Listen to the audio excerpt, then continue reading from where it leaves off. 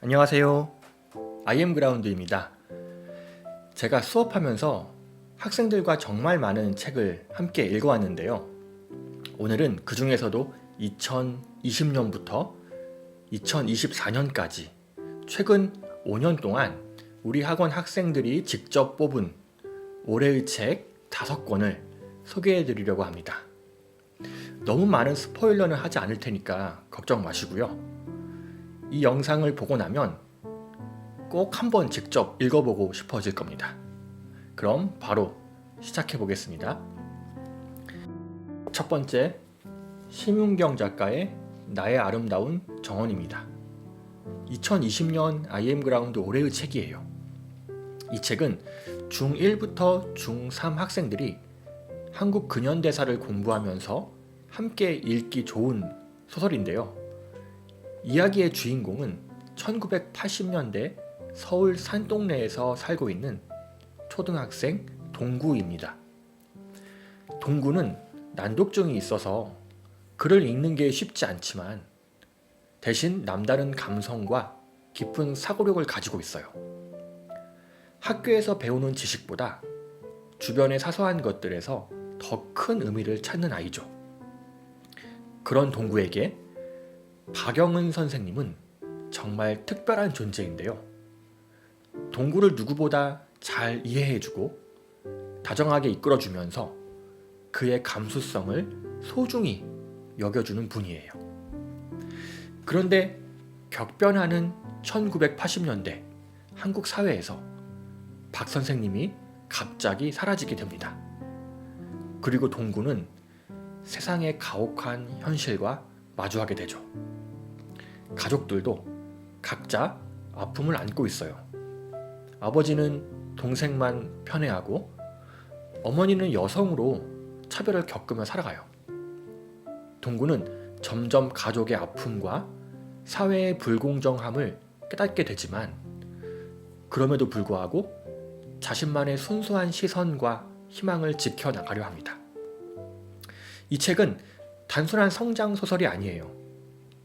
1980년대 우리나라 역사적 모습을 생생하게 담아내면서 그 속에서 개인이 어떻게 성장하는지를 깊이 있게 보여주죠.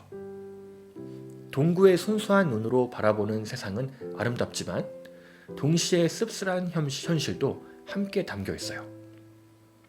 2020년 IM그라운드 올해의 책 나의 아름다운 정원, 여러분도 한번 읽어보세요.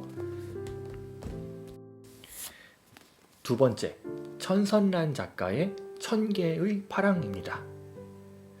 2021년 IM그라운드 올해의 책으로 선정된 작품입니다.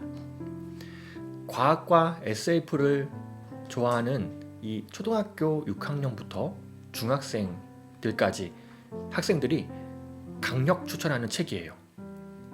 이 소설은 AI 인공지능, 인간, 그리고 동물 이들의 관계를 다룬 이야기인데요.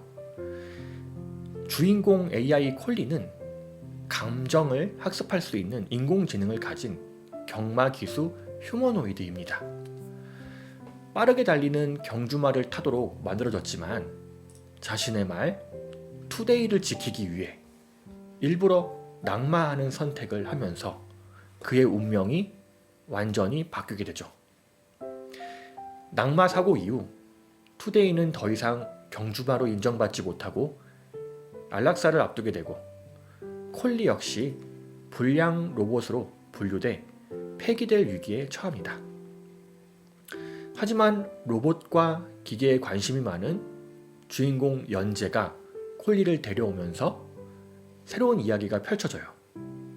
연재는 친구 지수와 함께 프로젝트를 진행하면서 콜리와 점점 더 깊은 유대감을 쌓아가고 한편 말에 대한 애정이 깊은 연재 언니 은혜는 투데이를 살리기 위해 방법을 고민합니다.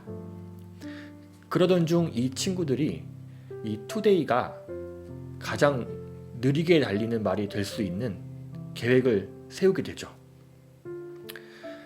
빠르게 달려야만 살아남을 수 있는 경마 세계에서 이 느림을 선택하는 것, 이건 그들의 기존 상식을 완전히 뒤집는 일이었어요. 하지만 은혜와 콜리 그리고 주변 사람들은 속도의 가치가 아닌 존재의 의미를 찾아가는 과정을 함께 하게 됩니다. 이 책은 단순히 인공지능이나 동물에 관한 이야기가 아니에요. 빠르게 달려야만 살아남는 세상에서 우리는 정말 무엇을 추구해야 할까? 이런 질문을 던지는 작품이죠. 인간도 동물도 심지어 기계조차도 각자의 감정과 존재 이유를 찾는 그 과정 속에서 우리는 빨리 달려야만 하는 삶이 과연 옳은지 한 번쯤 생각해 보게 됩니다. 천개의 파랑은 기술과 감성, 생명과 존재의 의미를 탐색하는 아름다운 이야기입니다. 한번 읽어보면 정말 잊을 수 없는 감동을 받을 거예요. 자, 세 번째, 댄 거마인하트의 코요테의 놀라운 여행입니다.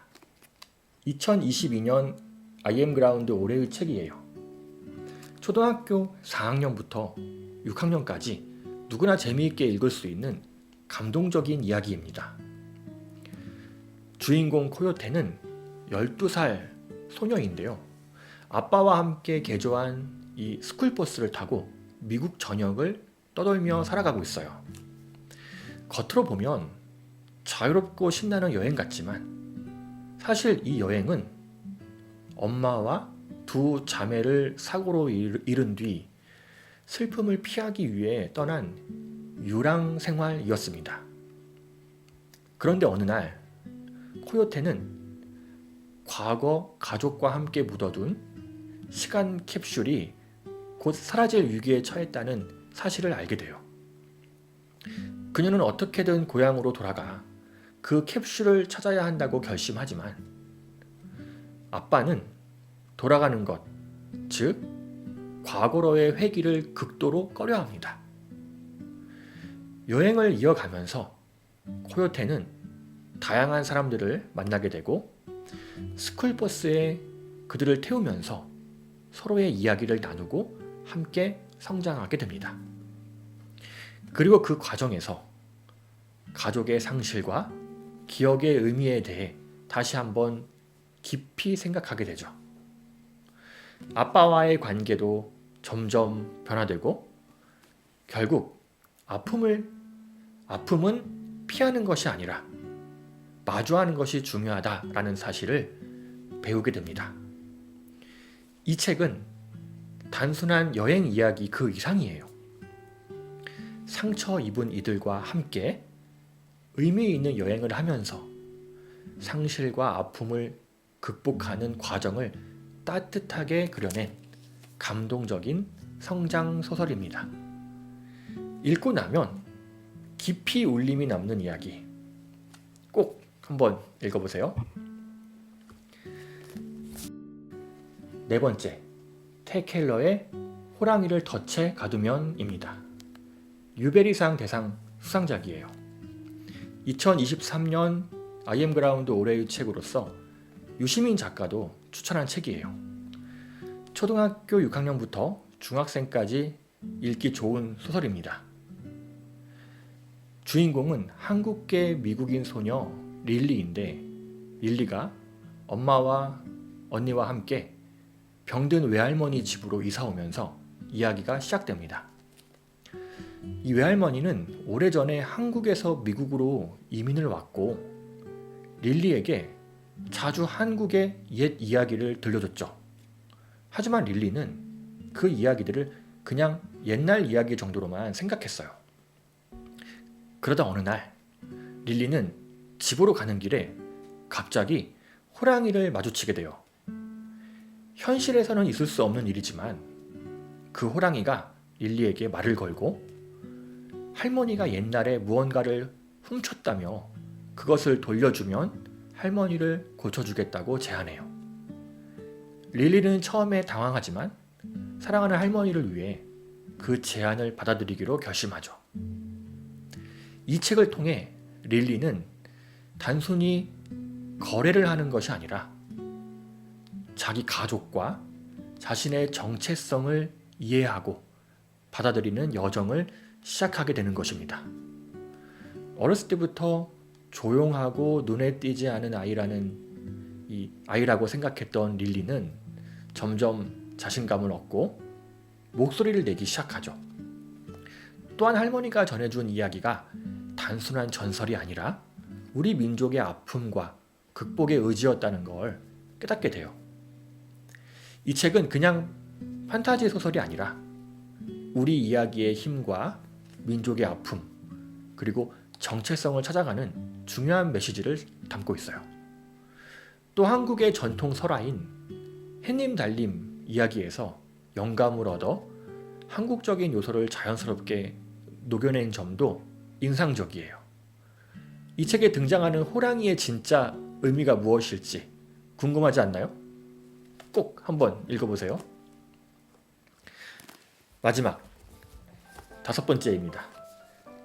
베리 존스버그의 내가 떨어지면 나를 잡아줘. 2024년 올해의 책이죠. 5학년부터 중학생들까지 읽었고요. 이 소설은 이 계층 격차와 인공지능이라는 이 현대적 주제를 다룬 작품입니다. 주인공 애슐리는 엘리트 계층에서 성장한 소녀로 부모의 기대 속에서 최고의 학교에 다니며 완벽한 미래를 보장받고 살아갑니다. 하지만 어느 날 뜻밖의 사고로 인해 도시의 어두운 뒷골목, 시스템 바깥에서 살아가는 사람들과 엮이게 됩니다. 그곳에서 애슐리는 기존에 알지 못했던 세계를 마주하게 되죠. 애슐리는 자신의 특권을 되돌아보며 과연 완벽한 삶이란 무엇인지, 진짜 인간다운 삶이란 무엇인지 고민하게 됩니다.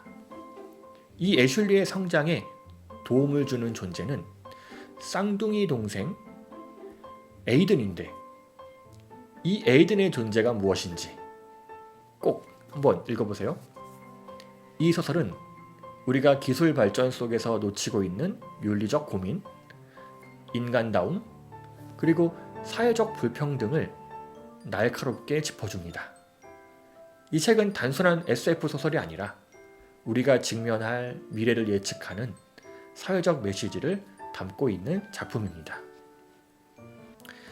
자, 지금까지 IM그라운드 학원에서 진행한 수많은 책들 중 올해의 책 5권을 연도별로 간략하게 소개해드렸어요. 어때요? 모두 좋은 책들이니 한번 꼭 완독해 보시면 어떨까요? 그리고 이러한 책들을 통해 토론과 글쓰기와 같은 다양한 독서 활동을 하고 싶다면 저희 IM그라운드 학원에 한번 노크해 보세요. 그럼 다음 영상에서 뵙겠습니다. 감사합니다.